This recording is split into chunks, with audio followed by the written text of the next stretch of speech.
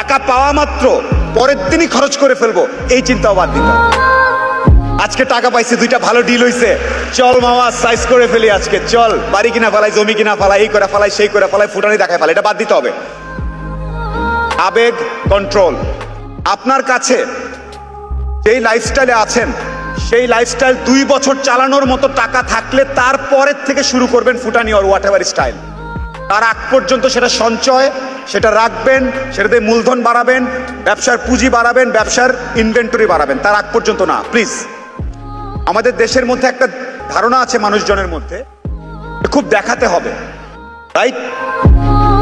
17-18 কোটি মানুষের দেশ, সবার সুস্থ জীবন, চাকরি ইত্যাদি হবে না, এটা মেনে নেন। আমার বিসিএস হয় নাই, আমার মাল্টিন্যাশনাল চাকরি হয় নাই, আমি খারাপ, এই চিন্তাও বাদ দিতে হবে।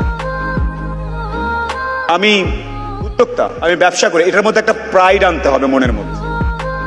আমি উদ্যোক্তা, আমি ব্যবসা, এটা বলতে গিয়ে মিনমিন করবেন না কারোর সামনে। আপনার এলাকায় 5 জন আসছে বিদেশ থেকে পড়ে, একজন আসছে সরকারি অফিসার, একজন এসপি, একজন অমুক, আর আপনি আড্ডায় বসে একটু মন খারাপ, কোনো দরকার নেই। আমি বিজনেসম্যান, আমি উদ্যোক্তা, এই পরিচয়টা দেওয়ার সময় মাথাটা উঁচু রাখতে হবে। কত টাকার ব্যবসা করো ভাই? 200 টাকার ব্যবসা করি, কারো কোনো সমস্যা আছে? কোনো সমস্যা নাই। আমি 1000 টাকার ব্যবসা করি, কারো কোনো সমস্যা আছে? সমস্যা নাই। আমাদের ইসলাম ধর্ম সহ অন্যান্য সকল ধর্মে বলা হয়েছে মানুষের মধ্যে কোনো ভেদাভেদ নাই। যেই ভেদাভেদ করবে তাকেই ধরে নেবেন যে ওনার সমস্যা আছে, ওনার থেকে আপনি দূরে থাকেন, দরকার নেই।